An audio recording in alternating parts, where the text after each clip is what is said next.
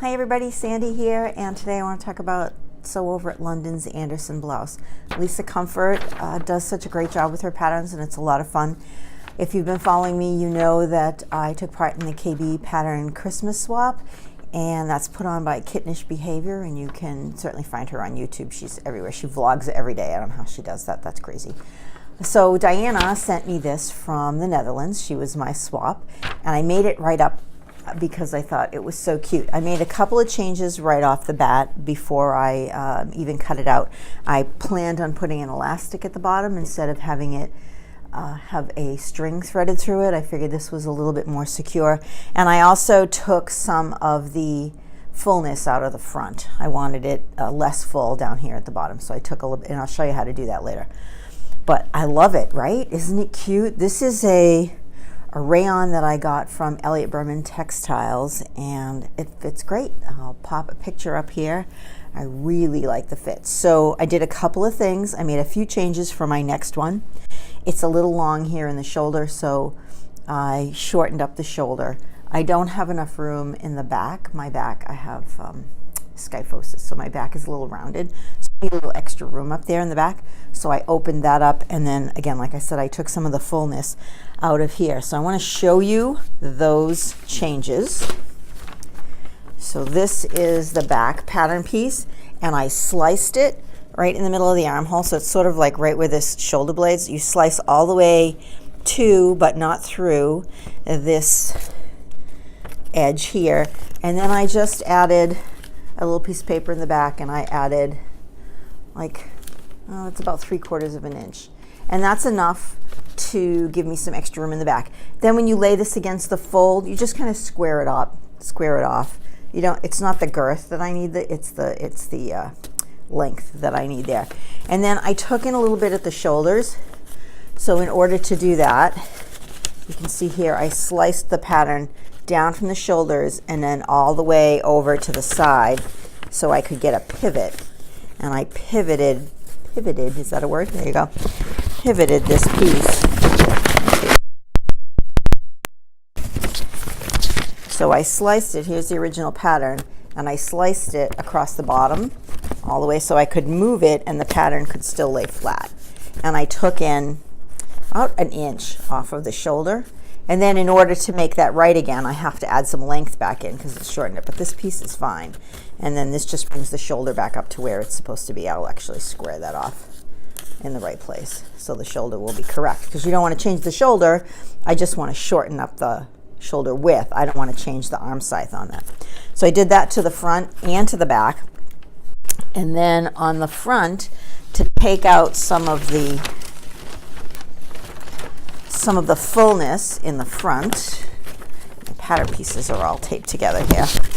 I had to, in order to take this fullness out of here, what I wanted to do was make this smaller. You can see I took in almost 2 inches on each side. I cut all the way up to a certain point, a point, and then cut across here. And this actually came apart, right? And then I extend, because in order to close this up, when I close this piece up, this piece opens. So I need to add a little bit more in here. Now, what that does do is it gives me more length on the side. And if you want to add length to that, you can, or if you want to take length off, you can. I personally liked the way it was. I kind of add a little bit more. I want it a little bit longer. But yeah, so if you're going to make an adjustment in one place, you can't just make the adjustment and have the pattern fold and have a gap in there. Your pattern won't lay flat, and this is flat pattern making. So in order to do that, if I wanted to extend the front, say I wanted to make the front a little longer, I would cut across here, but in order to open it up, my pattern wouldn't move. It would crumple on this side, right? So I open it up here, and then I open it up here, and it gives this piece like a hinge. And I can open it up, add the length in there that I want, and then just trim this back down, because this is not a problem, right? It's just this that's a problem.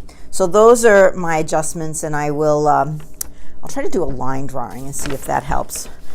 But yeah, so next I'm gonna make another one. I'm ready to make my second one, and I have this beautiful piece of silk that my sister brought back. I think it was from Malaysia when she was there, and it's got Such great border prints, and it's probably 2 yards, but it's not very wide, and it's really a scarf, but I don't wear scarves, so I want to use this for the Anderson blouse. I think it would be super cute. So what I wanted to do is show you how I go about designing something like this. So I have this blouse here now, and I know I really like the way this looks, and I want this piece to go down in the corner. And what I want to show you is the salvage on that. Salvage on that's perfect because it's made to be a shawl or a scarf of some sorts. So I'm thinking this is going to go down the front, right, like that. And then for the other side, I'll use the other end for the other side. Just pin that on there. And that will give me my front. Now this is actually ruched because there's tucks in there, which will make it even softer. All right. So there's tucks in there on either side. So that's going to go like that. Now what I'm not going to do is I'm not going to put a facing on there. So on this pattern piece, this is the front, there's this facing line. I'm actually going to cut it here. I'm not going to put the facing on, which means I need to do a little adjustment around the back of the neck. I'll have to figure that out because it's all attached back there. So this is going to go like this. That looks great, right? Then I have this really nice edge border print on this side. And I think what I'm going to do on the regular Anderson blouse pattern, it has a cuff with a button. And I think what I'm going to do is I'm going to take this and make it wider. I'll make the cuff wider because this is about twice as wide. Yeah, maybe 1.5 times, almost twice as wide as the regular cuff. So I'll cut it wider, and that cuff you fold it on itself, wrong sides together. Right, so the cuff will look something like that. And I'm going to do a tie on the end instead of a button. So this is, I have 2 pieces this long, which will be more than enough to do that. And I have enough to do the sleeves. So that works okay. It's a 2-piece sleeve. So I have enough to do the sleeves and the front like this, which I love, but I don't have enough to do the back. So I think what I'm going to do, I have this silk. This is a little softer silk. This is more of a raw silk, but I used this for the dress that I made for my daughter's wedding. It was part of that dress, so I have some of this left over. I have just enough to do a back piece. So I think I'm going to do the back out of this, which works really well. There's some of these gold tones in there, and it'll lighten it up. And so that's how I go about designing a piece with a fancy cut edge fabric. I like to put it up here. Now I'm going to have to lay my pattern down and be very careful about how I actually place the pattern. There's a lot of fussy cutting that goes on, so this will take a little while to cut out, but once it's cut out, this blouse goes up like that. Yeah, so I hope you enjoyed this little chat about fabric and the Anderson blouse from Sew Over at London. Lisa Comfort, thank you for your wonderful sense of style and giving us all these great patterns that we can use. So until next time, please subscribe to my channel or give it a thumbs up, and I will talk to you soon. Bye. Okay, hi again. I just wanted to give you a better understanding about how I made these particular adjustments. This is the back piece of the Anderson blouse. So what I did was I cut the middle of the back because I want to make this back piece longer. My shirts tend to pull to the back from the front because there isn't enough space here. So what I did was I cut that and I opened this up and I put the blue underneath so you could see. And when you open that up, the pattern still lays flat. So then I just slide a piece of paper underneath there and tape it open. Great tape. Tape it open. All right, and then when I put this on the fold, I'm going to cut it off straight. Okay, for the shoulder, I cut a piece totally off. I took this piece. I want to make this part of the shoulder smaller. So I'm going to bring this over here.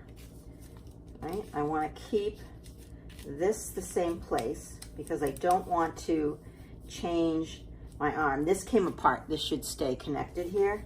So in order to shorten up my shoulder, I just moved the top down a little bit. Now that's done two things. It's shortened up the distance on this shoulder piece, but it's also shortened up my arm scythe, and I don't want that to happen. So what I'm going to do is I'm going to restore the arm scythe by taking in another piece of paper, because I need the shoulder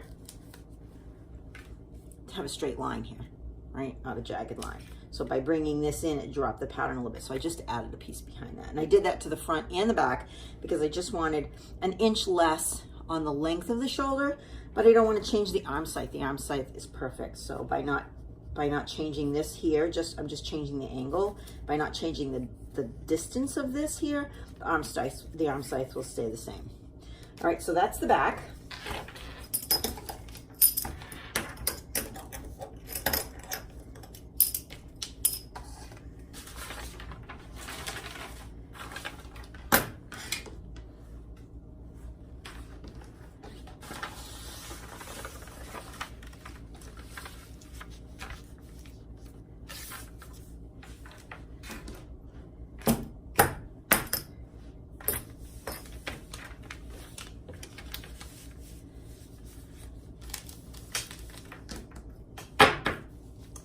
All right, so here is the front, the way it is originally, except I've fixed the shoulder in the front also.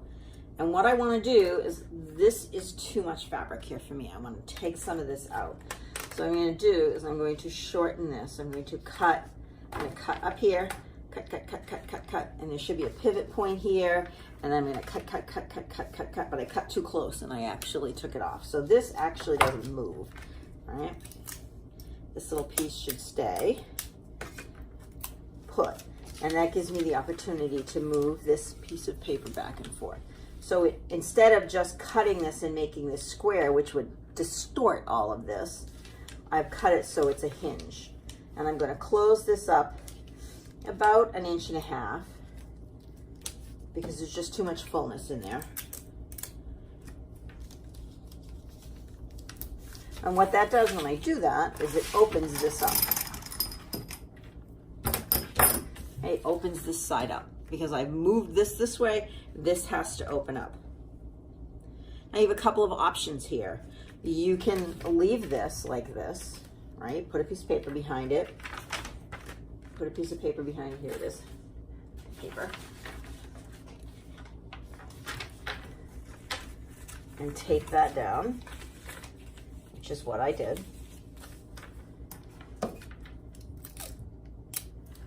Tape that down. And now my pattern is flat. But that has lengthened this seam here. So you can, again, take this piece. This is the original hemline. We want to keep this original hemline because it's been drafted and it's in a circle. We don't want to cut it off straight because it has to do with the way that the pattern pieces all go together. So I've increased this about 1 inch at the edge, and I can shorten this about 1 inch by cutting through this, cutting through this, right, and bringing it back up. And then now I've restored this length, so this side seam will match the side seam on my back, which is important. All right, if you wanted to leave this length, if you liked the length, and you didn't want to take that apart and you wanted to leave that there, then you would need to lengthen the back also, because this seam is now longer by 1 inch than the back seam. So what I'm going to do is just shorten this up. You can see how this all lies flat, and now I still have a flat pattern. It's a flat pattern, there's no bumps in it. It's just a few adjustments that work for my body a little bit better than the originally drafted pattern, which works for Lisa's fitting model. All right. So those are the drafting pieces that I wanted to show you that were a little bit more explanatory than the ones fumbling around the camera. All right,